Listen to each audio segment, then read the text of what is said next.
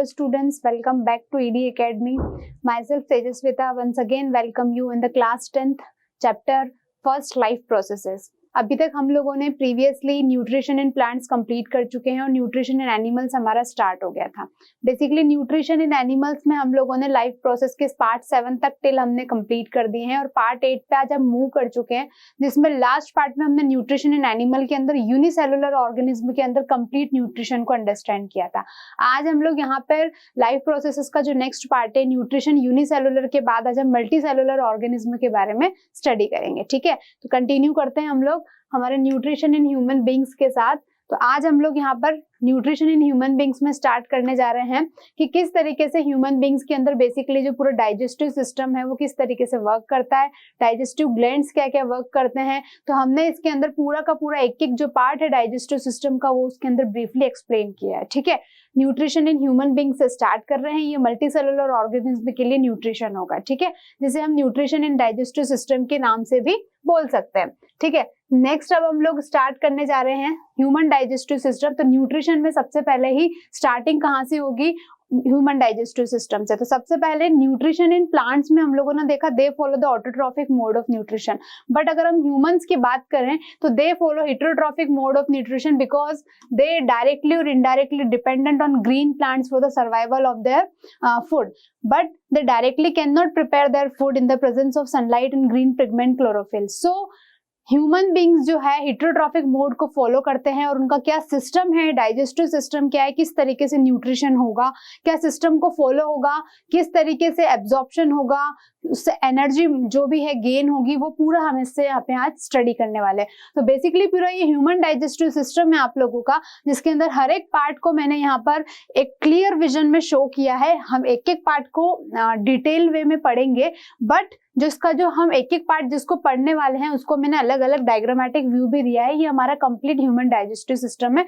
थोड़ा सा बेसिकली इसको देख लेते हैं. ये हमारा माउथ वाला पार्ट है जहाँ पे हमारे पास क्या है, माउथ के अंदर ये टंग है, ये एपिग्लोटिस है और ये सैलिवरी ग्लैंड. माउथ के अंदर जो सलीवा सिक्रीट होगा, अभी इनिशियली आपको कुछ पता नहीं है बट जस्ट मैं आपको बता रही हूँ क्योंकि मोस्ट ऑफ द नेम्स तो आप लोगों ने भी यहाँ पर सुने हुए हैं. लीवर आपका बॉडी का सबसे हैवी बॉडी ऑर्गन. ये स्टमक आपका, स्टमक के ठीक पास होता है पेनक्रिया, ये गॉल ब्लेडर. देन ये आपकी जो इतनी सी ब्राउन सी दिख रही है that is large intestine, small intestine. Large intestine का जो लास्ट पार्ट होता है रेक्टम, एनस, और ये जो अपेंडिक्स जो वेस्टिजियल पार्ट होता है, एंड केकम. केकम ये जो हमारा लार्ज इंटेस्टाइन का पार्ट है. तो ये हमारा कंप्लीट जो है डाइजेस्टिव सिस्टम है, जिसको हम एक एक करके स्टेप बाय स्टेप यहाँ से लेकर यहाँ तक from starting to end point हम लोग डिस्कस करने वाले हैं. ठीक है, हमें हर डायग्राम में आपको हर एक ऑर्गन शो करती रहूंगी ताकि आप लोगों को पता चलता रहे हम किसके बारे में डिस्कस कर रहे हैं.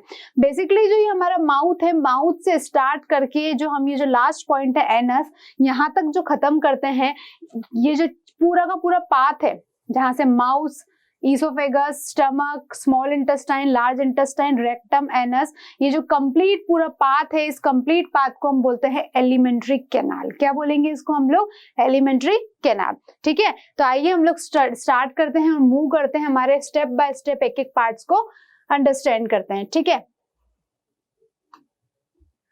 तो ये है हमारा सबसे पहला इंट्रोडक्शन कि ह्यूमन डाइजेस्टिव सिस्टम में बेसिकली आप लोग क्या पढ़ने जा रहे हैं. तो डाइजेशन कैटाबॉलिक प्रोसेस है. Catabolic process in the sense है कि आप बड़े बड़े बॉडी बड़े बड़े कॉम्प्लेक्स फूड को स्मॉल छोटे छोटे पार्टिकल्स में क्या करेंगे, ब्रेक डाउन करेंगे. तो इन द सेम वे हम भी डाइजेशन में यही करेंगे. जैसे देखिए साफ लिखा हुआ है, इन द कॉम्प्लेक्स और लार्ज कंपोनेंट जो है फूड के वो छोटे छोटे पीसेस में ब्रेक डाउन हो जाएंगे ताकि हमारी बॉडी में जितने भी एंजाइम्स प्रेजेंट है उनको वो आसानी से डाइजेस्ट करें और आपकी बॉडी को एब्जॉर्प्शन के थ्रू एनर्जी मिले. ह्यूमन डाइजेस्टिव सिस्टम के अंदर क्या क्या है, तो मैंने अभी आपको बताया माउथ से लेकर जो एंड पॉइंट है एनस, रेक्टम, उस पूरे पाथ को हम कहते हैं एलिमेंट्री कैनाल. उसमें बहुत सारे बॉडी ऑर्गन है, मैंने आप लोगों को दिखाए हैं कौन कौन से बॉडी ऑर्गन है, जैसे कि माउथ है, टंग है, oesophagus, stomach, small intestine, large intestine, rectum, anus. तो माउथ से एनस तक का जो पूरा पाथ है, ये इस बीच में जो जो ऑर्गन्स आएंगे, इस पूरे पाथवे को हम बोलेंगे एलिमेंट्री कैनाल. बीच बीच में कुछ एलिमेंट्री कैनाल के साथ फूड को डाइजेस्ट करने के लिए डाइजेस्टिव ग्लैंड्स आएगी जो कि डिफरेंट डिफरेंट पार्ट्स में प्रेजेंट होगी। स्टमक में अलग होगी, स्मॉल इंटेस्टाइन में अलग होगी, माउथ में अलग होगी, लार्ज इंटेस्टाइन में अलग होगी। ठीक है, स्टार्ट करते जाते हैं हमारी एलिमेंट्री कैनाल से। तो बेसिकली एलिमेंट्री कैनाल मैंने आपको बताई है मस्कुलर ट्यूब है, माउथ से स्टार्ट होती है। देखिए माउथ से स्टार्ट होती है और एनस पर जाके खत्म होती है। 9 मीटर इसकी लगभग लेंथ होती है। हाईली कोइल्ड मतलब इतनी लंबी होती है कि माउथ से स्टार्ट हो रही है, एनस रेक्टम तक जा रही है, तो इसका कॉइल स्ट्रक्चर रहता है। बीच बीच में इसमें स्मॉल इंटेस्टाइन आएगा जो सबसे कॉइल्ड, सबसे घुमा हुआ पोर्शन है। ठीक है ना, तो सारे के सारे स्ट्रक्चर्स आएंगे। साथ साथ इस एलिमेंट्री कैनाल में बीच में डाइजेस्टिव ग्लैंड्स आएंगे जो कि स्टमक में, स्मॉल इंटेस्टाइन में प्रेजेंट है आपके फूड को डाइजेस्ट करने के लिए, राइट।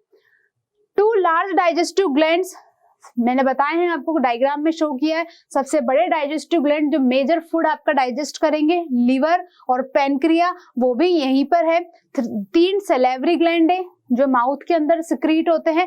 बोले तो ओरल कैविटी 3 ग्लैंड आपके माउथ में सिक्रीट होते हैं जो कि फूड को डाइजेस्ट करते हैं। तो अब एलिमेंट्री कैनाल के मेजर ऑर्गन्स क्या क्या है, यानी कि हम स्टार्ट करने जा रहे हैं कहाँ से, माउथ से लेकर हम लास्ट करेंगे उसको एनस पर लाकर रोकेंगे। इतना पूरा का पूरा हम पाथ यहाँ पर आज डिस्कस करने जा रहे हैं। स्टार्ट करते हैं हमारे मेजर ऑर्गन से। तो सबसे पहला जो ऑर्गन है हमारे एलिमेंट्री कैनाल का, दैट इज माउथ। ठीक है, माउथ से स्टार्ट करेंगे हम लोग।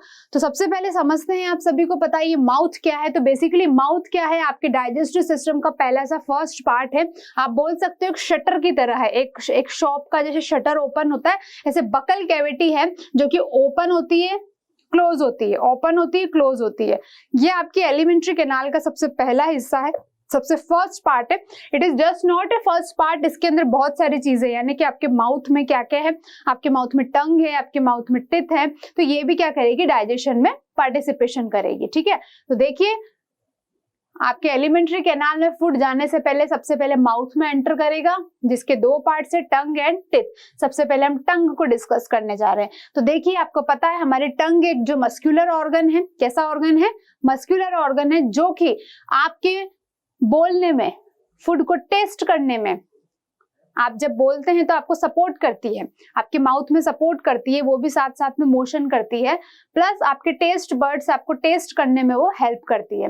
तो हाईली मस्कुलर सेंसरी, सेंस करती है वो, जो कि आपकी बकल कैविटी, मैंने आपको बोला ना जो पूरा माउथ है आपका, इसको आपने क्या बोला है, बकल कैविटी। इसमें क्या है, आपका टंग है, टिथ है, पूरा जो आपके जॉज है सब इस बकल कैविटी के अंदर है। तो ये बिल्कुल रूफ पे, मतलब सॉरी कहां पर रहती है, ये आपके बकल कैविटी के फ्लोर पर, नॉट ऑन रूफ, फ्लोर, यानी कि आपका जो माउथ है उसके नीचे लोअर पार्ट में, फ्लोर पर, फर्श पर ये सिचुएटेड है। ठीक है, इसके पास बहुत सारे टेस्ट बर्ड्स है, आप सबको पता है, जो कि अलग अलग फूड का टेस्ट करती है, साथ ही साथ में आपके बोलने में भी ये हेल्प करती है, जो कि मैंने आपके साथ अभी डिस्कस किया है।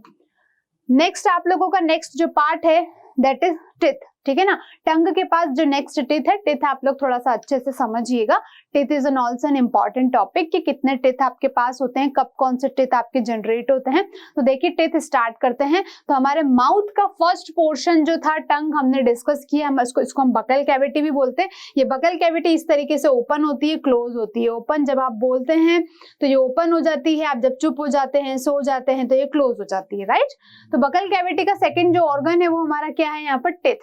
देखिए आप सभी को पता है टिथ सबसे हार्डेस्ट स्ट्रक्चर होता है हमारी बोन्स में, जो कि देखिए बकल कैविटी में हमारे पास माउथ में एक अपर जो है, ऊपर का जबड़ा और एक नीचे का जबड़ा, ठीक है ना, जो को हम क्या बोलते हैं, जबड़ा। तो एक अपर जो है और एक लोअर जो है, तो 2 जो है हमारे पास, इसमें टिथ अवेलेबल है। ठीक है, टिथ बेसिकली किस काम के लिए आते हैं, आपके फूड को ग्राइंड करना, कट करना और फूड को च्यू करना, इस काम में ये फूड आपके टिथ हेल्प करते हैं। टिथ बेसिकली प्रोटीन से बने हुए होते हैं। कौन सा protein, this question is important. Collagen protein से ये बने हुए रहते हैं, साथ में मिनरल कैल्शियम से भी ये बने हुए रहते हैं। जो छोटे छोटे बेबीज रहते हैं उनके टूथ नहीं होते हैं, वो टूथलेस ही बॉर्न होते हैं। उनके जब वो पैदा होते हैं, जब वो बर्थ लेते हैं तो उनके कोई दांत नहीं होते, ठीक है ना। तो has their primary source of food is mother milk. क्यों नहीं होते हैं, क्योंकि उनका जो फूड का प्राइमरी सोर्स है, जब वो पैदा होते हैं, जब वो जन्म लेते हैं, तो उनका फूड का प्राइमरी सोर्स क्या है, मदर का मिल्क। तो उसको स्टार्टिंग में उनके पास टूथ नहीं होते, ना उन्हें रिक्वायरमेंट होती है। जैसे जैसे बेबी स्टार्ट टू विन, बड़ा होता जाता है, teeth, milk teeth gradually start to appear. तो 6 मंथ बाद, 8th मंथ बाद बच्चों के फिर छोटे छोटे से मिल्क टीथ जिसको अपन बोलते हैं वो आना स्टार्ट हो जाते हैं। तो बेबीज में मिल्क टीथ आते हैं, ठीक है ना। टीथ के बारे में आगे देखते हैं हम लोग कि कितने टीथ अब ह्यूमन बींग्स में प्रेजेंट है, कब आते हैं और क्या इनका वर्क है। तो हमारे पास 4 टाइप के टीथ होते हैं बच्चों। कितने टाइप के टीथ? 4 टाइप के। कौन कौन से? सबसे पहला जो है हमारे पास इंसीजर, सेकेंड कैनाइन, तीसरा premolar and 4th is molar. तो 4 हमारे पास 4 टाइप के टीथ होते हैं। फर्स्ट इज इंसीजर, दूसरा कैनाइन, तीसरा प्रीमोलर एंड चौथा है आपके पास मोलर। 4 टाइप ऑफ टीथ हमारे पास यहाँ पर है। सबसे पहले देखिए जो इंसीजर है, मैं आपको बता देती हूँ, ये आपके आगे के जो 2 ऊपर 2 नीचे जो दांत होते हैं, ये जो फ्रंट में आपको 2 दिखते हैं ना, आप अपने अब आप बोलोगे कौन से, तो अपने आपको मिरर में जाओ, ई करके देखो, आपको अपने टीथ दिख जाएंगे, ठीक है ना। तो यहाँ पे शार्प एजेस इनकी होती है और ये जनरली फूड को कट करने में हेल्प करते हैं ताकि फूड आपका छोटे छोटे पार्ट्स में कट हो जाए। नेक्स्ट है आप लोगों का, नेक्स्ट जो टीथ है कैनाइन्स, ये इन कैनाइन्स को कस्पिड्स भी बोलते हैं, ठीक है ना। जनरली लॉयंस टीथ की कैटेगरी में आते हैं, जो आपके किसी भी फूड को टीयर करने में, फाड़ने में हेल्प करते हैं, ठीक है ना। जो लॉयन के जो टीथ होते हैं, सेम कैनाइन का स्ट्रक्चर भी वैसा है, ठीक है। मैं एक टीथ आपको अभी डायग्राम में शो करूंगी। ये कहाँ कॉर्नर्स में सिचुएटेड होते हैं, काफी शार्प होते हैं, कैरेक्टरिस्टिकली शार्प, मैंने बोला शार्प, थोड़े से लंबे। इनका जो नीचे का सरफेस रहता है वो थोड़ा सा पॉइंटी रहता है, ठीक है ना।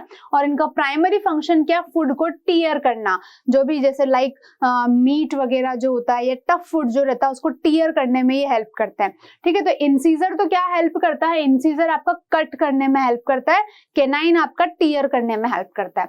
नेक्स्ट प्रीमोलर, प्रीमोलर को बाइकस्पिड बोलते हैं। ये आपके कैनाइन के सेंटर में आपके पास इंसीजर, देन दोनों तरफ है आपके पास कैनाइन्स, देन कैनाइन्स के पास में आपके जो टीथ है वो बोलते हैं आपके प्रीमोलर्स, ठीक है ना। ये टीथ की फ्लैट सरफेस होती है, मतलब ये जो टीथ है ये नीचे से कुछ इस तरीके से फ्लैट सरफेस में रहेंगे, साथ में इनमें रिजेस, मतलब बीच बीच में थोड़ा सा इस तरीके से पोर्शन कट टाइप दिखता है। ये फूड को क्रश करने में और ग्राइंड करने में हेल्प करते हैं, यानी कि फूड को मिक्स कर देते हैं और बिल्कुल छोटे छोटे पार्ट में क्रशिंग कर देते हैं उसकी।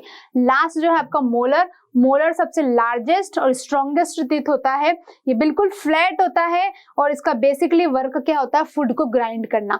मतलब जितना भी फूड आप आगे से कट कर रहे हो, टीयर कर रहे हो, जो भी कर रहे हो आप उसको फाइनली पीछे ले जाके क्या करना, लास्ट में होते हैं ये बिल्कुल मोलर्स आपके, इनको ग्राइंड करना, बिल्कुल छोटे छोटे पार्ट में मिक्स करके एक के साथ एक क्या कर देना, मिक्सिंग करके उसको ग्राइंड कर देना, छोटे छोटे पार्ट्स में उसका ब्रेक कर देना, ठीक है। तो ये 4 टाइप के आपके टीथ होते हैं। ये चारों टाइप के टीथ जो है आपको अपने पूरे माउथ के व्यू के साथ इसमें देख रहे हैं। तो अभी तक हम लोगों ने एलिमेंट्री कैनाल का फर्स्ट पोर्शन डिस्कस किया है, दैट इज माउथ। सारे के सारे आप लोगों को इसमें अभी दिख जाएंगे। तो देखिए ये आपका बकल कैविटी है पूरी, इस पूरे एरिया को हम क्या बोलेंगे, बकल कैविटी। ये ओपन है अभी। सबसे पहले हम देखते हैं नीचे फ्लोर पर क्या है, टंग है, मस्कुलर ऑर्गन जो टेस्ट करने में हेल्प करती है आपके। देन उसके पास हमारे पास जो ये दोनों लिप्स हो जाएंगे, ठीक है। देन है आपके पास पीछे की साइड में, इसको बाद में देखते हैं हम लोग। ये जो टीथ है आपके पास, ये टीथ आपके सारे टीथ दिख रहे हैं। सबसे पहले हमने पढ़ा था यहाँ पर कौन सा टीथ पढ़ा था, सबसे पहले हम लोगों ने पढ़ा इंसीजर। सबसे पहले हम किसके बारे में बात करेंगे, इंसीजर के बारे में बात करेंगे। तो देखिए ये रहे इंसीजर्स, आपके सेंटर में कौन कौन से टीथ होते हैं आपके पास, ये देखिए ये जो है आप लोगों के इंसीजर दिख रहे हैं, इंसीजर यहाँ पे दिख रहा है ये। दूसरा था आपका कैनाइन, बिल्कुल नीचे से शार्प होता है, जो कि फूड को क्या करने में हेल्प करता है, टीयर करने में, मीट वगैरह लाइक फूड को, हार्ड फूड को टीयर करने में हेल्प करता है। नेक्स्ट था आपका प्रीमोलर, फ्लैट सरफेस रहता है, ये फूड को ग्राइंड करने और क्रश करने में हेल्प करता है। और लास्ट था मोलर, स्ट्रॉन्गेस्ट टीथ होता है सबसे, और स्ट्रॉन्गेस्ट बोल सकते हैं, प्लस फूड को ग्राइंड भी करता है, क्रश भी करता है और आसानी से उसको इजीली पार्ट में मिक्स कर देता है। तो देखिए यहाँ पर आपको दिख रहा है ये आपके कैनाइन से दोनों तरफ, ठीक है। ये बिल्कुल जो शेर वाले दांत है ये आपके इंसीजर्स हैं। देन ये आपके कैनाइन, इंसीजर के ठीक पास में रहते हैं आपके कैनाइन, कैनाइन के ठीक पास में रहेंगे आपके प्रीमोलर, और प्रीमोलर लास्ट में जो पार्ट है ये हो जाएंगे आपके मोलर। यही पार्ट ऊपर भी रहेगा, ठीक है। उसके बाद नेक्स्ट अगर आप लोग कैनाइन और इंसीजर्स की बात करेंगे तो इंसीजर कैनाइन के बाद आप लोग देखेंगे जब आप माउथ को ओपन करते हैं तो अपर पार्ट में आप लोगों को कुछ muscular organ flap like structure, कुछ हैंगिंग स्ट्रक्चर्स आपको दिखते हैं, कुछ लटके हुए स्ट्रक्चर्स आपको दिखते हैं। तो वो क्या है, ये जो लटका हुआ स्ट्रक्चर है जो इस तरीके से, उसको हम बोलते हैं उल्वा, ठीक है ना। बाकी ये दो कॉर्नर्स में क्या रहते हैं, दो टॉन्सिल्स रहते हैं, ठीक है। और माउथ का जो आपका रूफ है, छत है, उसको हम क्या बोलेंगे यहाँ पर, सॉफ्ट पैलेट। क्या बोलेंगे उसको हम लोग, सॉफ्ट पैलेट। बाकी आपके टिथ क्या हो जाएंगे, हार्ड पैलेट में। तो ये आपके माउथ है और ये आपके 4 टाइप के टिथ विद उनके स्ट्रक्चर्स, ठीक है। नेक्स्ट आपके कितने number of incisor canine, pre molar, molar तो हमने देख लिए, स्ट्रक्चर्स देख लिए, वर्किंग देख लिए, कितने नंबर्स में वो आपके माउथ में अवेलेबल होते हैं। तो देखिए इंसीजर्स होते हैं आपके पास 8, बोले तो 4 आपके पास, मैंने आपको डायग्राम में दिखाया 2 जो है, ठीक है ना। ये है आपका अपर जो और ये है आपका लोअर जो, ठीक है। तो दोनों जो की हम लोग यहाँ पर बात करेंगे। तो बेसिकली यहाँ पर 8 इंसीजर होते हैं, 4 अपर में, 4 लोअर जो में। 4 कैनाइन्स होते हैं, यानी कि 2 अपर जो में, 2 लोअर जो में। 8 प्रीमोलर्स होते हैं, यानी कि 4 प्रीमोलर ऊपर होंगे और 4 प्रीमोलर नीचे वाली जो में होंगे। और 12 मोलर्स होते हैं, बोले तो 6 अपर जो में और 6 जो होंगे आपके लोअर जो में होंगे। इसमें से 4 विजडम टिथ भी आपके माने जाते हैं, जिसको आप अपनी खुद की लैंग्वेज में बोलते हैं। जो आप जब मैच्योर हो जाते हैं, जब आप में थोड़ी सा माइंड सेट क्रिएट हो जाता है, ठीक है ना, आप लोगों में जब बुद्धि आ जाती है, तब ये क्रिएट होते हैं 4 विजडम टिथ, ठीक है ना। काफी लेट एज में जो है डेवलप होते हैं, ठीक है। तो ये मोलर्स के अंदर ही कैटेगराइज रहते हैं, मोलर्स के अंदर इनकी काउंटिंग होती है। तो ये इनके नंबर्स थे। उसके बाद मे बी पॉसिबल हम इन नंबर्स को याद ना कर पाए, तो हमारे पास एक डेंटल फॉर्मूला है, इजी वे में इसको हम लर्न कर सकते हैं और पता लगा सकते हैं कि कितने टिथ ह्यूमंस में प्रेजेंट है और कितने टिथ जो है चिल्ड्रंस में प्रेजेंट है। तो सबसे पहले हम डेंटिशन देख लेते हैं। ये जो है प्राइमरी डेंटिशन का मतलब है ये जो है चाइल्ड के लिए है, और ये परमानेंट डेंटिशन जो है ये किसके लिए है, एडल्ट के लिए है, ठीक है ना। अब देखते हैं, तो देखिए हम इसको इस तरीके से लिख सकते हैं। पहले हम नंबर लिख लेते हैं, इंसीजर, कैनाइन और प्रीमोलर और मोलर। अब देखिए यहां पर इंसीजर कितने होंगे, 2 इंसीजर, 1 कैनाइन। प्रीमोलर बच्चों में नहीं होता है, मोलर होते हैं 2। आप इनकी काउंटिंग करिए, 2 और 2 4 और 1 5। ये इसको हम मल्टीप्लाई बाय 2 करेंगे। मल्टीप्लाई बाय 2 इसलिए करेंगे क्योंकि अपर जो में भी होते हैं और लोअर जो में भी होते हैं, ठीक है ना। तो 2 1 0 2, तो ये हो जाएंगे आपके टोटल कितने हो रहे हैं, 2 10 हो रहे हैं। अभी आप मुझे बताइए 2 1 0 2 लोअर जो में भी होंगे, तो टोटल काउंट कर लीजिए आप लोग, 4 6 और 10 मल्टीप्लाई बाय 2 करेंगे तो कितने आ जाएंगे, 20। यानी कि चिल्ड्रंस में कितने टीथ होते हैं स्टार्टिंग में, जब मिल्क टिथ जो होते हैं उनके वो 20 होते हैं। देखिए ये वाला जो है हम अपर जो की बात कर रहे हैं और ये वाला हम लोअर जो की बात कर रहे हैं, ठीक है ना। ये थोड़ा सा आप लोग स्पेसिफाइड रखना, अपर जो में नंबर्स और लोअर जो में नंबर्स इक्वल है, बट ये ऊपर वाले ये नीचे वाले मल्टीप्लाई बाय 2 करेंगे हम इनको, ठीक है, तो 20 आ जाएंगे। नेक्स्ट क्या है आपके पास, एडल्ट की बात करेंगे। तो देखिए एडल्ट में अगर आप बात करेंगे इंसीजर, कैनाइन, प्रीमोलर और मोलर, ठीक है। अब इनके नंबर्स देख लेते हैं हम लोग, तो कितने हो जाएंगे, 2 इंसीजर, 2 1 2 3, इसका डायरेक्ट कोड आप लोग लर्न रखिए, 2 1 2 3, ठीक है। तो काउंट करिए आप इसको, 4 6 10 और 16 मल्टीप्लाई बाय 2, तो ये आप लोगों के 32 दांत यानी कि 32 टिथ आप लोगों के एडल्ट में आ चुके हैं, ठीक है। 2 1 2 3 इसका कोड है। अपर जो लोअर जो होने की वजह से हमने इसको सब 2 के पेयर्स में प्रेजेंट है, ठीक है। तो हमने अपर जो लोअर जो में इसको मल्टीप्लाई बाय 2 किया है, ठीक है। तो ये आप लोगों का डेंटल फॉर्मूला है। बच्चों का क्या है, चाइल्ड का सिंपल याद रखिए, 2 1 0 2 2 1 0 2, अपर जो में लोअर जो में मल्टीप्लाई बाय 2, 2 1 2 3 2 1 2 3, ह्यूमन बींग्स में मल्टीप्लाई बाय 2। तो ये था आप लोगों का डेंटल फॉर्मूला। इस वे में आप इजीली जो है आप लोग क्या लर्न कर सकते हैं, नंबर ऑफ टिथ लर्न कर सकते हैं। ये डेंटल फॉर्मूला है, ठीक है। तो ये थे हमारे माउथ के अंदर माउथ टंग और टिथ, ठीक है। नेक्स्ट जो बॉडी पार्ट पे हम मूव करने वाले हैं वो क्या आएगा, फेरनेक्स, ठीक है। तो फेरनेक्स बेसिकली क्या है, जैसे ही आप अपने माउथ के अंदर टंग और टिथ की हेल्प से फूड को क्रश और ग्राइंड करते हैं और जैसे इसको यहाँ पे लेके आते हैं तो ठीक माउथ से यहाँ पे खत्म हो रहा है, यहाँ पर आपको फेरनेक्स मिलेगा, एक फेरनेक्स स्ट्रक्चर मिलेगा। स्मॉल फनल शेप्ड है, छोटे सी फनल टाइप स्ट्रक्चर होता है जो कि आपकी ओरल कैविटी के ठीक पीछे, माउथ के जस्ट ठीक पीछे यहाँ पर ये लगभग प्रेजेंट होता है। ये आपके किसके साथ कम्युनिकेट करता है, ये कम्युनिकेट करता है ईसोफेगस, ये जो ईसोफेगस ट्यूब खाना जो नीचे लेके जाएगी, प्लस साथ साथ में ट्रेकिया जो आपका लंग्स का विंड पाइप जिसको आप बोलते हैं, लंग्स का जो पाइप है ट्रेकिया, इन दोनों में कॉपरेट करती है। कैसे करती है तो देखिए थोड़ा सा इसके बारे में हम लोग देख लेते हैं। फेरनेक्स के पास ना दो पाइप होते हैं, एक माउथ से जाता है और एक हमारी नाक से जाता है, नोज से जाता है। जो माउथ से जाता है उसको हम बोलते हैं फूड पाइप, और जो ये माउथ वाला है और जो नोज से जाता है इसको हम बोलते हैं विंड पाइप। तो यहाँ पर ये वाला जो पोर्शन है ऊपर वाला, यहाँ पे क्या प्रेजेंट होता है आपका फेरनेक्स, ये दोनों के साथ कोऑपरेट कर रहा है। तो इसके पास ना एक फ्लैप लाइक स्ट्रक्चर होता है जिसको हम बोलते हैं एपिग्लोटिस। जब आप खाना खा रहे होते हैं तो ये एपिग्लोटिस नाम का जो फ्लैप लाइक ढक्कन है ये आपके किस पे लग जाता है, विंड पाइप पे, ताकि खाने के पार्टिकल विंड पाइप में एंटर ना करें। जब आप खाना खा लेते हैं उस टाइम पे ये ओपन हो जाता है फ्लैप लाइक स्ट्रक्चर और दोनों पाइप खुल जाते हैं, तो आप ऑक्सीजन नाक से भी ले सकते हैं और माउथ से भी ले सकते हैं, ठीक है। उसके बाद फेरनेक्स के ठीक बाद जब फूड नीचे उतरता है तो आपके पास एक oesophagus thin long muscular tube आती है जो कि फूड को माउथ में क्रश ग्राइंड करने के बाद सीधे के ऐसा का ऐसा एक पाइप स्ट्रक्चर आएगा जो कि कहाँ ले जाके खत्म होगा, स्टमक में, आपके फूड को ले जाके स्टमक में छोड़ देगा, उसको हम बोलते हैं ईसोफेगस।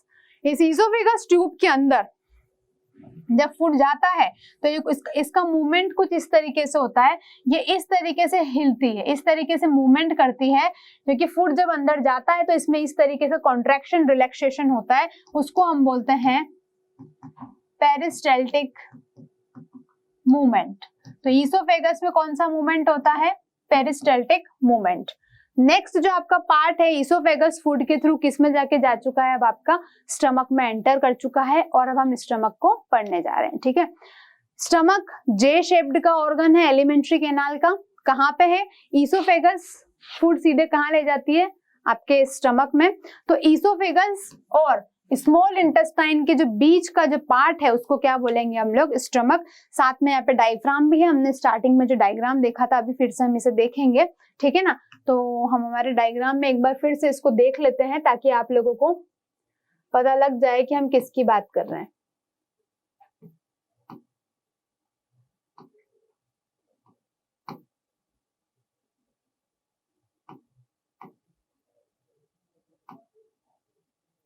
ये देखिए ये वाली आपकी ईसोफेगस ट्यूब है जो कि फूड को सीधे इस तरीके से ले जा रही है अंदर और ले जाके सीधे आपके खाने को कहाँ ले जाके छोड़ देगी, आपके स्टमक में। ईसोफेगस ट्यूब और ये है आपका स्मॉल इंटेस्टाइन और ये है आपका इन दोनों के बीच में ईसोफेगस ट्यूब और लार्ज इंटेस्टाइन स्मॉल इंटेस्टाइन के बीच में आपका क्या दिखेगा, ये स्टमक दिखेगा। ये है आप लोगों की ब्राउन कलर वाली जो है ये आपकी लार्ज इंटेस्टाइन है और अंदर जो बहुत लंबी चौड़ी सी इतनी कोइल हो रखी है ये आपकी स्मॉल इंटेस्टाइन है, ठीक है ना। तो ये इन पार्ट्स को हम अभी यहाँ पर डिस्कस करने वाले हैं, ठीक है।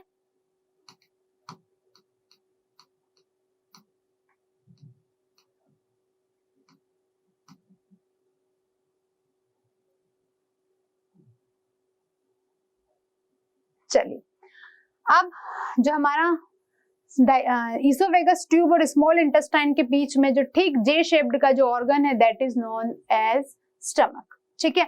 It serve as the store house, food को स्टोर करता है, लगभग 3 to 5 आवर्स को स्टोर करता है फूड को और लगभग इसकी कैपेसिटी होती है 3 लीटर पानी जितना स्टोर हो जाता है उतनी इसकी फूड को स्टोर करने की कैपेसिटी होती है, ठीक है ना। बीच बीच में स्टमक के अंदर कुछ गैस्ट्रिक ग्लैंड्स, फूड को डाइजेस्ट करने वाले जो ग्लैंड्स है स्टमक में जो सिक्रीट होते हैं उनको बोल देंगे हम गैस्ट्रिक ग्लैंड्स, जिसमें सिक्रीट होते हैं। The muscular walls of the stomach, stomach का जो मस्कुलर वॉल है, कोई बोन नहीं है इसके अंदर, वो वॉल अच्छे से फूड को क्या कर देती है, मिक्स कर देती है मिक्सर की तरह। प्लस मैंने बोला आपके पास स्टमक के अंदर कुछ डाइजेस्टिव ग्लैंड्स है या गैस्ट्रिक ग्लैंड्स है जो कि फूड को क्या करेगी, डाइजेस्ट करेगी। कैसे करेगी, ये जो गैस्ट्रिक ग्लैंड्स है या डाइजेस्टिव ग्लैंड्स है कुछ डाइजेस्टिव जूस सिक्रीट करेगी, वो जूस जो है फूड को क्या करेगा, डाइजेस्ट करेगा।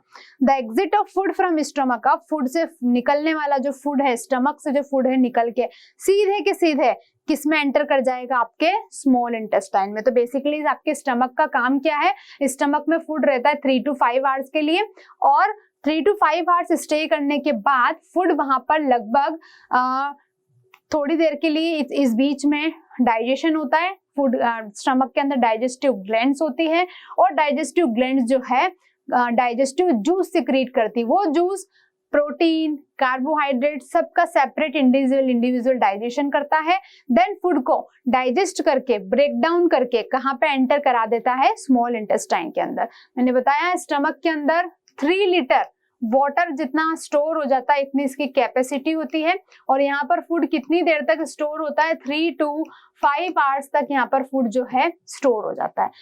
एक चीज और, ग्लैंड्स अभी हम डिस्कस नहीं कर रहे हैं, अभी हम एक एक बॉडी पार्ट को, डाइजेस्टिव सिस्टम के एक एक बॉडी पार्ट को डिस्कस कर रहे हैं कि कौन से सिस्टम में कौन कैसा दिखता है, क्या उसका स्ट्रक्चर है और उसकी बेसिकली वर्किंग क्या है। ग्लैंड्स के बारे में अभी हमने यहाँ पर कोई डिस्कशन नहीं किया, ठीक है ना, उसको हम अपने नेक्स्ट पार्ट में बिल्कुल एक क्लियर व्यू के साथ हर डाइजेस्टिव सिस्टम के डाइजेस्टिव ग्लैंड्स को डिस्कस करेंगे। तो ये था आपका स्टमक। स्टमक के बाद फूड डाइजेस्ट होने के बाद सीधे जो एंटर करेगा वो किस में करेगा, आपके स्मॉल इंटेस्टाइन में। उसके पहले मैं आपको दिखा देती हूँ, ये है आपका स्टमक, जे शेप्ड इसका ऑर्गन है, मस्कुलर स्ट्रक्चर है, इसके अंदर डाइजेस्टिव क्या होती है, ग्लैंड होती है जो कि डाइजेस्टिव जूस सिक्रीट करती है, जो कि फूड को क्या करती है, डाइजेशन में हेल्प करती है। प्लस यहाँ पर 3 to 5 आवर्स तक खाना रुक सकता है, और 3 लीटर वाटर स्टोर करने की जो कैपेसिटी है इतना ये फूड को स्टोर करता है।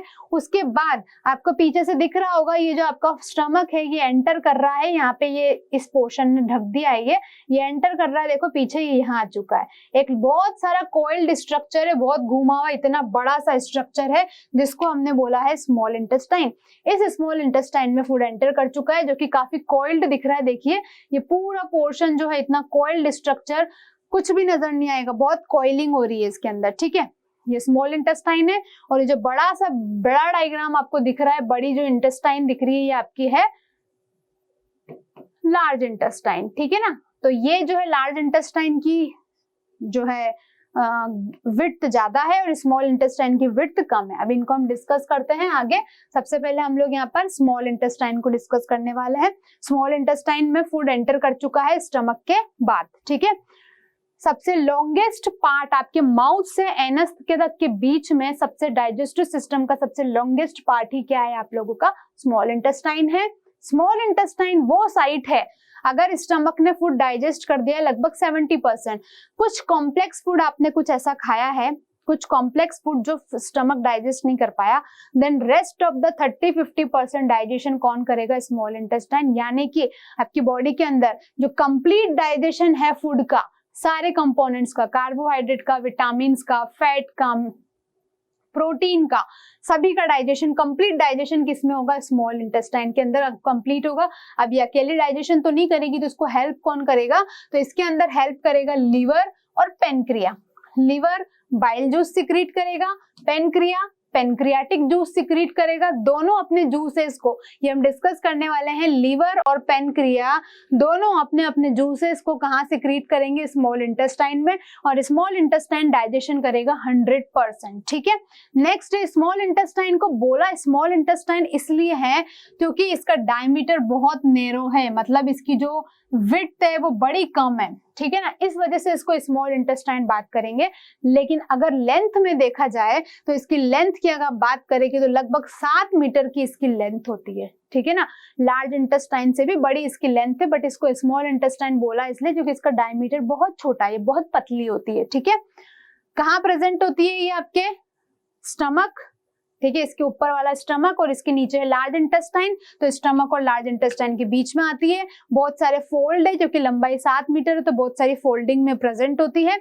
साथ में एक इंपॉर्टेंट पॉइंट है स्मॉल इंटेस्टाइन के यहाँ पर, देखिए मैं आपको डायग्राम में शो करती हूँ। सपोज ये आपका स्मॉल इंटेस्टाइन है,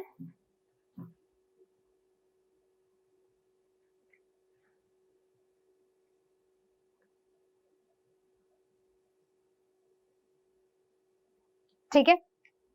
इस स्मॉल इंटेस्टाइन के इंटरनल स्ट्रक्चर में छोटे छोटे से फिंगर लाइक प्रोजेक्शंस होते हैं, यानी कि इस तरीके से छोटे छोटे फिंगर लाइक बहुत सारे प्रोजेक्शंस, मतलब ऐसे निकले हुए रहते हैं, जिसको अपन क्या बोलते हैं, इनको बोलते हैं हम लोग विली।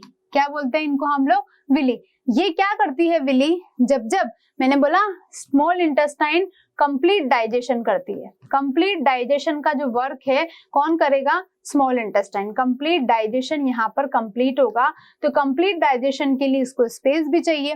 जब ये डाइजेशन करती है उस टाइम पे ये विली क्या करती है, डाइजेशन करने के बाद फूड को एब्जॉर्ब करने का वर्क भी स्मॉल इंटेस्टाइन का ही होता है। तो आपकी जो विली है क्या करती है, स्मॉल इंटेस्टाइन के एरिया को, एब्जॉर्प्शन एरिया को बढ़ा देती है, मतलब उसके एरिया को थोड़ा सा बड़ा कर देती है, ताकि ये ज्यादा से ज्यादा फूड क्या कर सके, यहाँ पर डाइजेस्ट कर सके और एब्जॉर्ब कर सके। ये विली और इस तरीके से इसके एरिया को क्या कर देती है, कम ज्यादा कर देती है। ठीक है, तो ये था आप लोगों का विली का वर्क। ठीक है, उसके अलावा यहाँ पर मैक्सिमम एब्जॉर्प्शन होता है। फूड यहाँ पर लॉन्गर ड्यूरेशन के लिए रुकता है, ताकि स्टमक के लगभग ही फूड यहाँ पर रुकता है, ताकि इसके दो काम होते हैं, कॉम्प्लेक्स फूड को, सारे कॉम्प्लेक्स फूड को सिंपलर फूड में कन्वर्ट करना, कंप्लीट डाइजेशन करना, डाइजेस्ट करने के बाद उसमें से एनर्जी को क्या करना, एब्जॉर्ब करना। दो वर्क इसके होते हैं, कौन कौन सा, डाइजेशन और एब्जॉर्प्शन। दैट्स व्हाई फूड यहाँ पर काफी लंबे टाइम तक के लिए स्टे करता है। वंस अगेन मैं रिपीट करती हूँ, अभी जस्ट हम लोग यहाँ पर एक एक सिस्टम का ओवरव्यू देख रहे हैं, अंदर फंक्शनिंग कैसे होती है वो डाइजेस्टिव सिस्टम में हम लोग अच्छे से देखेंगे। ठीक है ना।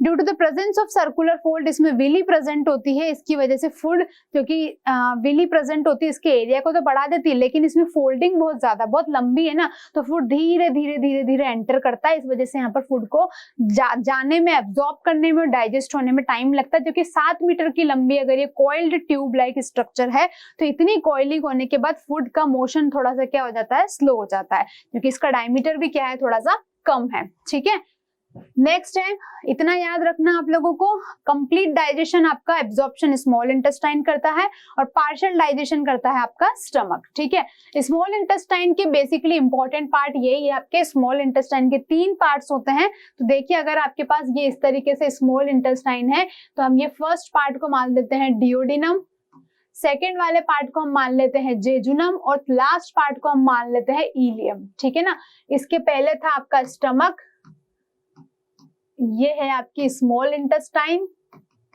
और स्मॉल इंटेस्टाइन के बाद आ जाएगी आपकी लार्ज इंटेस्टाइन। ठीक है ना, तो सबसे पहले डियोडिनम को डिस्कस करते हैं। डियोडिनम सबसे छोटा पार्ट होता है और स्टार्टिंग में प्रेजेंट होता है, और ये देखिए इसके पहले स्टमक है, स्मॉल इंटेस्टाइन के पहले, तो ये स्टमक से क्या रहेगा, जुड़ा हुआ रहेगा। ठीक है ना, ये भी फूड, इसका मेन फंक्शन क्या होता है, एक एक का मेन फंक्शन है। तो डियोडिनम का फंक्शन क्या है, प्रोटीन और फैट का डाइजेशन करना। किसका डाइजेशन करना, डियोडिनम का मेन फंक्शन है प्रोटीन का और फैट का डाइजेशन करना। नेक्स्ट सेंटर पार्ट क्या है बेटा, जेजुनम। जेजुनम मिडिल पार्ट है, और यहाँ पे प्रेजेंट होती है कौन, वो छोटे छोटे फिंगर लाइक प्रोजेक्शन विली, जो कि फूड को क्या करेगी, एब्जॉर्ब करेगी। लास्ट पार्ट इलियम है, जो कि लार्ज इंटेस्टाइन से कनेक्टेड है। ये भी सबसे छोटा पार्ट होता है, जो कि कहाँ पे खत्म होगा, देखिए लार्ज इंटेस्टाइन में खत्म होगा। इसका इंपॉर्टेंट वर्क क्या होता है, देखिए जो है प्रोटीन का और फैट का डाइजेशन तो किसने किया था, आपके डियोडिनम ने। उसके बाद विली और माइक्रोविली की हेल्प से फूड को एब्जॉर्प्शन किसने किया, आपका जेजुनम ने। इसके अलावा कुछ और एब्जॉर्प्शन भी तो होंगे फूड में से, जैसे कि विटामिन B12, बाइल सॉल्ट, इनका एब्जॉर्प्शन कौन करेगा, इलियम, जो कि लार्ज इंटेस्टाइन से कनेक्टेड है। ठीक है, इसके बाद अब जैसे इलियम खत्म हुआ, तो अब आपका जो नेक्स्ट पार्ट मूव करेगा, तो यहाँ पे देख सकते हो आप लोग क्लियरली, ये आपका स्टमक है, और स्टमक के बाद फूड सीधे देखिए पीछे कॉइल्ड स्ट्रक्चर जिसमें एंटर किया था, ये इतना घुमा हुआ एरिया आपका क्या दिख रहा है यहाँ पर, स्मॉल इंटेस्टाइन के 3 पार्ट्स देखिए। सबसे ऊपर वाला पार्ट, छोटा वाला पार्ट क्या होता है आपका, देखिए डिओडिनम, जो कि किससे कनेक्टेड है, स्टमक से कनेक्टेड है। ये फैट और प्रोटीन का डाइजेशन करेगा।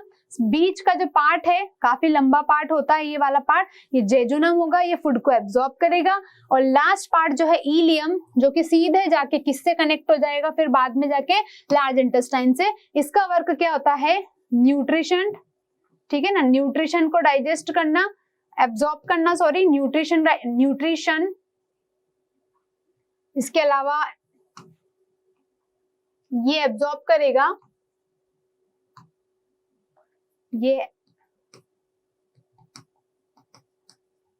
विटामिन B12, सॉल्ट, मिनरल्स, इन सबको एब्जॉर्ब कौन करेगा, इलियम करेगा। ठीक है, तो ये स्मॉल इंटेस्टाइन के आपके 3 पार्ट्स है। ये आपका स्टमक, ये ऊपर आपका है लिवर। ठीक है, नेक्स्ट जो पार्ट है आप लोगों का, अब क्या है, फूड एंटर कर चुका है लार्ज इंटेस्टाइन में, उसके पहले स्मॉल इंटेस्टाइन ने फूड को डाइजेस्ट भी कर दिया है, एब्जॉर्ब भी कर दिया है। ठीक है, लार्ज इंटेस्टाइन का नाम लार्ज इंटेस्टाइन इस वजह से है, लेंथ इसकी छोटी है बट डायमीटर इसका काफी बड़ा है, काफी विड्थ इसकी बहुत है, चौड़ी बहुत है ये। ठीक है ना, डायमीटर ज्यादा होने की वजह से इसको हमने लार्ज इंटेस्टाइन बोला। लगभग इसकी लंबाई की आप बात करोगे तो सिर्फ 1.5 मीटर होता है, जबकि स्मॉल इंटेस्टाइन का लेंथ होता है 7 मीटर, इससे काफी ज्यादा है। ठीक है ना, ट्रिपल है इसका। ठीक है, लार्ज इंटेस्टाइन से एक ऑर्गन प्रेजेंट अटैच रहता है, जो कि मैंने स्टार्टिंग में आपको बताया था, अपेंडिक्स। ये वेस्टिजियल ऑर्गन है, लार्ज इंटेस्टाइन से कनेक्ट रहता है, जो कि आपकी बॉडी में न बढ़ता है न घटता है, कोई हेल्प नहीं करता है बॉडी के अंदर। लेकिन अगर इन सर्टेन सर्कमस्टेंसेस अगर ये बॉडी में थोड़ा सा भी बढ़ जाता है, ठीक है ना, वेस्टिजियल ऑर्गन है, कुछ काम का नहीं है, लेकिन अगर ये बॉडी में बढ़ जाता है तो it can give pain to you, तो हमें इसको सर्जरी के थ्रू कट करके बॉडी से निकालना पड़ता है। पूरा अपेंडिक्स रिमूव नहीं करेंगे, जो पार्ट बढ़ जाता है उसको कट करके रिमूव कर देते हैं। ठीक है, लार्ज इंटेस्टाइन कोई एंजाइम सिक्रीट नहीं करता है, जो कि इसको फूड के अंदर कोई भी डाइजेशन नहीं करना है। ये सिर्फ और सिर्फ क्या एब्जॉर्ब करता है, वाटर एब्जॉर्ब करता है, और सारे फूड में से जो भी डाइजेस्ट और एब्जॉर्ब फूड स्मॉल इंटेस्टाइन ने फेंक दिया लार्ज इंटेस्टाइन के पास, उसमें से फूड में से वाटर को ही एब्जॉर्ब कर लेता है। जैसे ये वाटर को एब्जॉर्ब करता है तो आपका फूड जो है अब कैसे में कन्वर्ट हो जाता है, थोड़ा सा सॉलिड पार्ट में आ जाता है। क्यों? क्योंकि लार्ज इंटेस्टाइन ने सारे वाटर को एब्जॉर्ब कर लिया है फूड में से। कौन से फूड में से? जो स्मॉल इंटेस्टाइन में से नीचे उतर के आया है, उस फूड में से लार्ज इंटेस्टाइन ने वाटर एब्जॉर्ब कर लिया। तो जो फूड है वो किस में कन्वर्ट हो चुका है? सेमी सॉलिड फेसेस में। ठीक है ना, थोड़ा वाटर है, थोड़ा लिक्विड है। ठीक है ना, लिक्विड न के बराबर है। मैक्सिमम अनडाइजेस्टेड फूड कैसा हो चुका है, अब वेस्ट फूड सॉलिड फॉर्म में आ चुका है।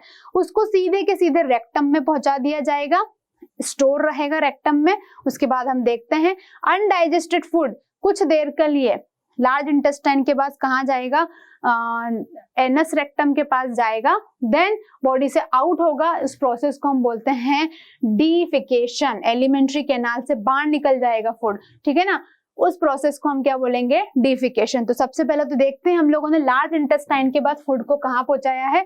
अब हमने लार्ज इंटेस्टाइन को फूड को जहां पे पहुंचाया है, उसके पहले हम लोग देखते हैं, देखिए ये लार्ज इंटेस्टाइन जो है जब फूड को पहुंचाएगी बाहर, उसके पहले इसके भी 3 पार्ट्स होते हैं। कौन कौन से? तो लार्ज इंटेस्टाइन जहां कहाँ स्टार्ट होती है, जहां पे स्मॉल इंटेस्टाइन खत्म होती है। तो इसके 3 पार्ट्स है। कौन कौन से? केकम, नंबर फर्स्ट है केकम, सेकंड है कॉलन, और थर्ड है यहाँ पर रेक्टम। ये इसके 3 पार्ट्स है। ठीक है ना, लार्ज इंटेस्टाइन के अंदर स्मूथ मसल्स होती है, वाटर को एब्जॉर्ब कर लेता है और फूड को सेमी सॉलिड फूड में कन्वर्ट कर देता है। ठीक है ना, अब एक एक का वर्क देखते हैं। उसके बाद लार्ज इंटेस्टाइन जब वाटर को एब्जॉर्ब कर देता है, फूड को प्रेशर लगा के रेक्टम एनस के पास भेज देता है। ठीक है, यहाँ पर जो 3 पार्ट्स है, हम इनके एक एक के बारे में पढ़ लेते हैं। ठीक है ना, कि इनकी वर्किंग क्या है। सबसे पहला केकम है, ठीक है ना, दूसरा है कॉलोन। कॉलोन के भी 4 पार्ट्स है, ascending colon, descending colon, transverse colon और सिग्मोइड कॉलन, इसके 4 वर्क, ठीक है ना। उसके पहले हम लोग देख लेते हैं यहाँ पर, मैंने बोला आप लोगों को इसके 3 पार्ट्स है, केकम, कॉलन, रेक्टम। केकम क्या करता है, लार्ज इंटेस्टाइन में, स्मॉल इंटेस्टाइन में जो भी फूड भेजा है उसमें से वाटर और मिनरल्स को एब्जॉर्ब कर लेता है जो उसके यूजफुल है, उसके बाद फूड को एंटर करवा देता है किसमें, कॉलन में। कॉलन के 4 पार्ट्स है और इनका वर्क क्या है, इनका वर्क है वाटर के साथ साथ कुछ सॉल्ट को भी क्या करना, एब्जॉर्ब करना। किसका फंक्शन है ये, सॉल्ट को एब्जॉर्ब करना कॉलन का फंक्शन है, ठीक है। सॉल्ट एब्जॉर्ब हो गया, वाटर एब्जॉर्ब हो गया, अब फूड में कुछ नहीं बचा है, simple it is waste, solid waste बच चुका है ये, ठीक है ना, जिसको अपन क्या बोलेंगे, फेसिस, ठीक है ना, फेसिस इसको बोलेंगे। Due to the absence of villi, large intestine के पास विली नहीं है, तो यहाँ पर न्यूट्रिशन को एब्जॉर्ब करने को के लिए, एरिया को बड़ा करने के लिए कुछ जगह नहीं है। फाइनली जैसे यहाँ पर प्रेशर क्रिएट होगा, फूड को कहाँ थ्रो कर दिया जाएगा, एनस और रेक्टम के पास, ठीक है ना। केकम जो है अटैचमेंट टू वेस्टिजियल ऑर्गन, यानी कि केकम जो है एब्जॉर्ब तो करता ही है, बाकी केकम से मैंने आपको बताया एक वेस्टिजियल ऑर्गन कनेक्टेड रहता है जिसको अपन क्या बोलते हैं, अपेंडिक्स, जो कि आपकी बॉडी में कुछ वर्क नहीं करता है, आपके कोई यूज का नहीं होता है। आप लोग देख सकते हैं ये आपका पूरा लार्ज इंटेस्टाइन है, इसकी लेंथ है 1.5 मीटर, डायमीटर इसका क्या है, ग्रेटर है किससे, ग्रेटर देन स्मॉल इंटेस्टाइन। दूसरी बात, यहाँ पे इसके 3 पार्ट्स होते हैं, कौन कौन सा, देखिए यहाँ से स्टार्ट हो रही है, ये स्मॉल इंटेस्टाइन ने यहाँ पे लाके छोड़ दिया फूड को, ये सबसे पहला पार्ट है केकम, यहाँ तक केकम से अटैच्ड है वेस्टिजियल ऑर्गन, इतना सा ही जो आपको दिख रहा है अपेंडिक्स। अगर ये थोड़ा सा बढ़ जाता है तो इसको कट करके बॉडी से बाहर निकालना पड़ता है, अदरवाइज ये आपको स्टमक पेन क्रिएट करता है। केकम के बाद नेक्स्ट पार्ट है, देखिए कॉलन। कॉलन काफी बड़ा है, ये असेंडिंग क्योंकि ऊपर चढ़ रहा है, बीच का एरिया ट्रांसवर्स, नीचे उतरते वाला एरिया कॉलन। ये पूरा एरिया जो है कौन सा आपका, कॉलन, असेंडिंग, ट्रांसवर्स और डिसेंडिंग कॉलन, ये जो तीनों पार्ट्स है ये क्या एब्जॉर्ब करेंगे, ये एब्जॉर्ब करेंगे इसमें से वाटर और सॉल्ट को एब्जॉर्ब करेंगे। फाइनली ये सिग्मोइड कॉलन है, नीचे आ गया है। अब फूड के अंदर कुछ यूजफुल चीजें नहीं बची है, मिनरल, वाटर सब एब्जॉर्ब हो चुका है, सॉल्ट एब्जॉर्ब हो चुका है, ठीक है। अब जो फीसिस की फॉर्म में, क्योंकि इसके पास मैंने बोला अंदर कोई विली नहीं है इसके अंदर, तो ये फूड को ज्यादा टाइम तक स्टोर नहीं कर सकता है, कुछ एब्जॉर्ब नहीं कर सकता है, कोई एंजाइम्स इसके पास प्रेजेंट नहीं है डाइजेस्ट करने के लिए, फूड को प्रेशर लिए किसके अंदर थ्रो कर देगा, एनस में थ्रो कर देगा, ठीक है ना। एनस के बाद देखते हैं अब क्या होता है। तो नेक्स्ट पार्ट है आपके एलिमेंट्री कैनाल का रेक्टम। लार्ज इंटेस्टाइन फूड को टेम्पररी कुछ देर के लिए कहाँ भेजेगी, कैसा फूड है, अनडाइजेस्टेड वेस्ट सॉलिड फूड, जिसमें कोई न्यूट्रिशनल वैल्यू कुछ नहीं बची उसके अंदर, सॉलिड फॉर्म में वो आ चुका है, और वो finally facial store faecal form के अंदर, फेसिस के फॉर्म में रेक्टम में स्टोर होगा। देन लास्ट रेक्टम उसको कहाँ थ्रो करेगा, एनस पे, पर उसके पहले ये आपका एनस जो है एलिमेंट्री कैनाल का माउथ से स्टार्ट किया था और अब हम पहुंच चुके हैं एनस पे। एलिमेंट्री कैनाल का सबसे लास्ट एरिया जो है, लास्ट पोर्शन, जो लास्ट पॉइंट है, that is known as anus. ये क्या करेगा, रेक्टम जब फूड को कहां भेज देगा, एनस के पास। तो एनस के पास जो होते हैं छोटे छोटे एनाल स्पिंटर्स होते हैं, जो कि आपको अर्ज करते हैं, सिचुएशन क्रिएट करते हैं कि undigested unvested food is temporarily stored for long time in the rectum, so kindly remove it out of the body। तो एनाल स्पिंटर्स आपको क्या करते हैं, वहां पर प्रेशर क्रिएट करते हैं। फाइनली एंड पॉइंट पर आके वेस्ट मटेरियल फेसेस की फॉर्म में बॉडी से एनस के थ्रू आउट हो जाता है, जिस प्रोसेस को हम क्या बोलते हैं, डिफिकेशन। तो यहाँ पे आके आपके अनडाइजेस्टेड फूड जो है एनस के थ्रू बाहर हो जाता है। तो ये था आप लोगों का digestive system, human digestive system, जिसमें आपने पूरी तरीके से देखा कि एलिमेंट्री कैनाल में माउथ से कैसे फूड एंटर हुआ, क्या क्या बीच बीच में उसके साथ हुआ, किस तरीके से डिफरेंट बॉडी पार्ट्स ने उसकी हेल्प करी, छोटे छोटे पार्ट्स में सिंपलर फूड में उसको कन्वर्ट किया, कैसे उसको डाइजेस्ट किया। अभी हम लोगों ने ओवरव्यू देखा एक एक स्ट्रक्चर्स का, और फाइनली उसको बॉडी से आउट करेंगे, कैसे करेंगे, सारे स्टेप्स स्टेप्स हमने यहाँ पर स्टेप बाय स्टेप देखी है। अब हमारे पास बचता ये है कि हम लोगों ने जितने भी पोर्शंस जो डिस्कस किए हैं, जितने भी पार्ट डिस्कस किए हैं, इन सभी पोर्शंस के अंदर जो डाइजेशन का वर्क होता है, वो डाइजेशन का वर्क कौन करता है? हमारे ग्लैंड्स। वो कैसे एक एक फूड को डाइजेस्ट करते हैं, उसकी फंक्शनिंग अभी हम लोगों को अभी देखनी है, ठीक है ना। तो जब तक हम लोग इन सारे पार्ट्स को डिस्कस नहीं करते, जब तक इसको हम नहीं समझते, तब तक हम लोग एक भी ग्लैंड्स को डिस्कस नहीं कर सकते थे। नहीं तो आप बोलते ये ग्लैंड कहाँ पे, किस में प्रेजेंट है। अभी आपने सारा डाइजेस्टिव सिस्टम का ओवरव्यू ले लिया है, तो अब आपको आगे एक एक समझ में आएगा कि माउथ में क्या डाइजेशन होगा, स्टमक में क्या डाइजेशन होगा, स्मॉल इंटेस्टाइन में क्या होगा। तो मैंने आपको बताया है ग्लैंड्स माउथ में प्रेजेंट है, सैलिवरी ग्लैंड, स्टमक में डाइजेस्टिव ग्लैंड, गैस्ट्रिक ग्लैंड, और स्मॉल इंटेस्टाइन में प्रेजेंट है। स्मॉल इंटेस्टाइन में मैंने कहा था कंप्लीट डाइजेशन और एब्जॉर्प्शन का काम किसका होता है? स्मॉल इंटेस्टाइन का। तो स्मॉल इंटेस्टाइन के पास मैंने आपको बताया था 2 ऑर्गन थे, कौन कौन से? लीवर और पेनक्रिया।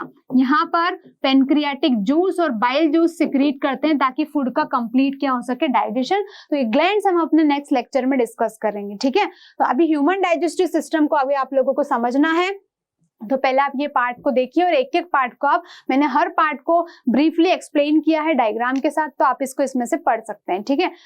नेक्स्ट अगर आपको डाइजेस्टिव सिस्टम पढ़ना है, डाइजेस्टिव ग्लैंड्स आपको पढ़ना है, तब आप बने रहिए। फिर से हम अपने अगले लेक्चर में मिलते हैं, तब तक आप इस कंप्लीट चैप्टर को स्टडी कीजिए, ठीक है। वीडियो आप लोगों को अच्छा लगा हो तो इसे लाइक करें, शेयर करें, सब्सक्राइब करें, ताकि इसी एनर्जी के साथ आप लोगों के लिए नए से नए टॉपिक्स पर वीडियो आते रहें और सेम मोटिवेशन हम लोगों को भी मिलता रहे, ठीक है। मिलते हैं अपने नेक्स्ट लेक्चर में विद डाइजेस्टिव ग्लैंड्स। तब तक के आप लोग यहाँ तक का लाइफ प्रोसेस कंप्लीट कीजिए, ठीक है। Thank you.